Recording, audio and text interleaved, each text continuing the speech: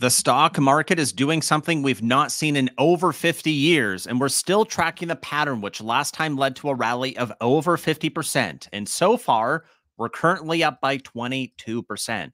So, what exactly is this historic move you're talking about? Well, it's that we're up 14 out of the last 15 weeks, which is the best run since 1972.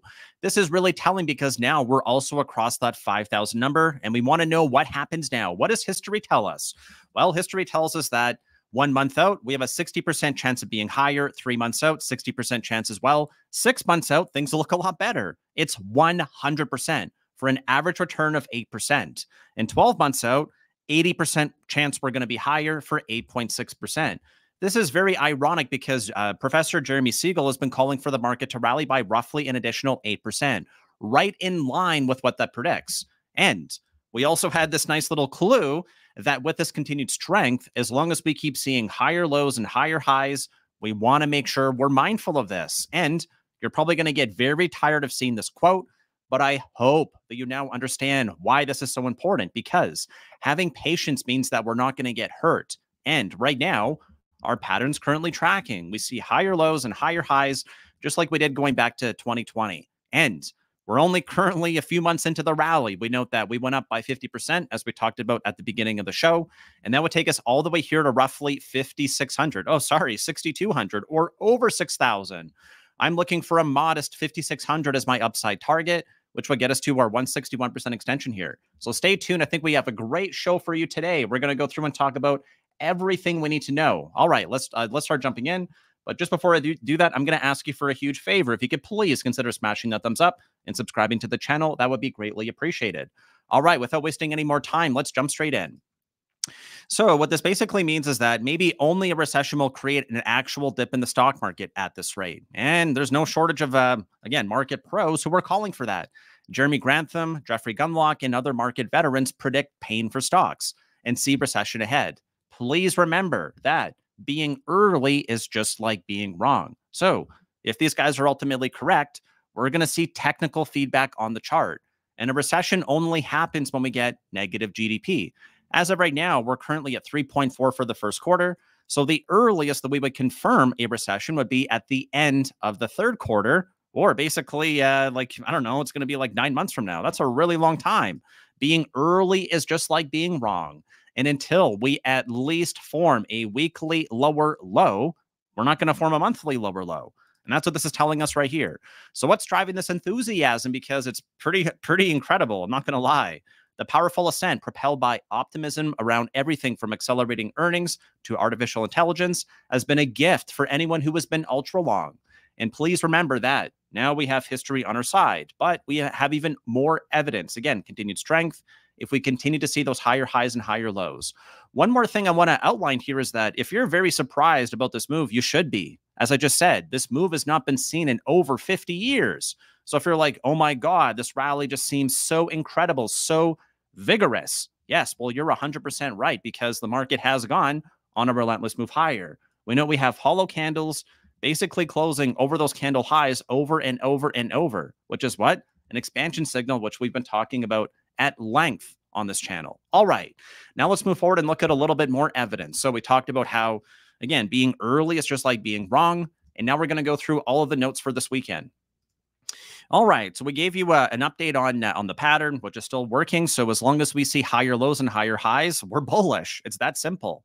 We also note that we don't want to fight the Fed. A pause is bullish. A pivot or a cut is to be determined. We haven't seen that yet. Reminder, blue skies are bullish, and chips are leading tech, and tech is leading SPY.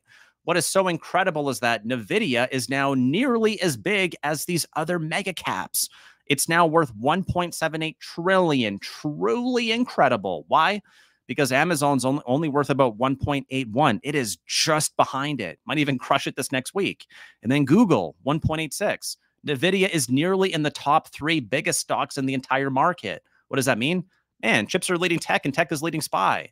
I want to show you one more quick thing here, because as we now look to some stocks after earnings, what is so incredible is that they're actually holding these massive gaps. I'm here talking about Meta, which is holding more than a 20% gap after earnings. We note that same thing happened on Netflix, right? We see those massive holes or massive gaps. And the fact that it's actually basing over means that This was not priced correctly. This huge move happening after just means that people are still very bullish. Look at ARM here. Huge move. We talked about this one at length. Oh my goodness. Look at that move. It's up huge. On the week, it's up by 62%. Incredible. And this looks a lot like NVIDIA. So remember, if we go back to NVIDIA's earnings, which really started to blow things out, what happened? Oh, we left a little hole here. And that was at only about, let's go back to NVIDIA. My apologies. This was when we were at roughly 350. Where are we now? We've doubled. So what happened? We left the hole. Oh, so if we leave the hole and keep advancing with higher lows and higher highs, what is that? Oh, it's bullish. Yeah, it's bullish. Again, that basically just means continued strength. We move higher, higher low, higher high, higher low, higher high. Yeah, it's that simple.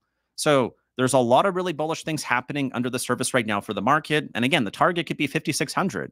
And from roughly where we are right now, let's just pop over to the S&P and see exactly what that would do. So if we go here to our monthly chart, and we're currently at 5,000, if we rally up by 8%, where are we? Oh my goodness, we're at 5,500. We're getting awfully close to my target at 5,600. That's right. And I'm even having a hard time believing this because, like I said, this has happened faster than in the last 50 years. We also have history on our side because we note that 1 year out, there's a 90% chance we're going to be higher. And the average returns are 16%, which happens to perfectly correspond with my target of 5,600 as well. So 5,600 seems like the number that we're going to be aiming for. And we also just talked about what happens after we cross a big round number. This is from Carson Group, and they've talked about how they go back to 1,000, 2, 3, 4, and 5,000. It's basically just a psychological number. It doesn't really provide very much friction, at least yet. And if we now look here to year to date, the market is actually broadening out, and we're seeing more groups like healthcare actually participate in the rally, making fresh new all-time highs. So if we pop over here to the 1 month chart, we look at XLV. Wow, it's actually in blue sky territory here. Yeah, that's right. If we now look over here to my list of blue sky territories, we have a lot of stocks which are currently there. We've got technology, right? QQQ, new all-time highs. We got SMH in new all-time highs. We got the Dow Jones in new all-time highs. Right, let's just wait for the chart to load. There we go. New all-time highs. Look at that. We got the DAX in new all-time highs. We got insurance in new all-time highs. We got a lot of stocks in new all-time highs. And now some stocks that have recently joined. I'll just walk you through a few more. We've got FO, which is a water ETF. New highs. Yeah, whoa, okay. Healthcare, we just talked about that one. XLV, what is it doing? It's making new highs. Oh, okay. And then even the, these are the cash cow 100 of the Russell. New highs. Whoa, which ones are close here? This is what I need to see for the market to continue to go higher. XLF is awfully close to that new all-time high, but it's not quite there yet. We need to see more strength for it to continue. New York Stock Exchange or 2,000 stocks getting awfully close here. And then looking at equal weight or RSP. Oh, wow, we're getting pretty close too. Yes, which means that the market is broadening out. We're seeing more participation. And that's a sign of a bull market. That's it. We also note that we're probably back down to the Super 6. Why? Well, Tesla missed on EPS and on revenue, but every other company beat. And we've got NVIDIA reporting on the 21st, which is going to be in roughly 2 weeks. We have some earnings out this week, but nothing that I think is really going to move the needle because the big stocks have already reported. But they are going to provide a good clue for the rest of the market. Same thing as last week. We got a big important data point coming out on Tuesday, which is going to be CPI. And the headline number here is supposed to come down to 3. That's getting awfully close to 2, which is the Fed's target. And then we also have PPI coming out on Friday, which is actually going back to a positive territory at 0.1. Reminder, PPI is a leading indicator for CPI. So both of those numbers look like they're going to be received well. Pause the video if you want to see the numbers here. We're looking for roughly up to 510 or back down to 491, which would be a weekly higher low. And then we've also negated the need for us to actually do this. It looks like this time is different because we're now actually back here into extreme greed at 78, an incredible reading, which means that, hey, it looks like this market is doing something different. And again, we don't want to see that pivot. We want to see it priced out. The Goldilocks scenario is when the Fed pauses but does not pivot, which is where we are right now. So at a very high level, that's pretty much it for this weekend. We got a couple of key dates for this month, including CPI and PPI. But without going too much further, I just want to leave you with a short video to make it a nice and short, sweet story. And stay tuned.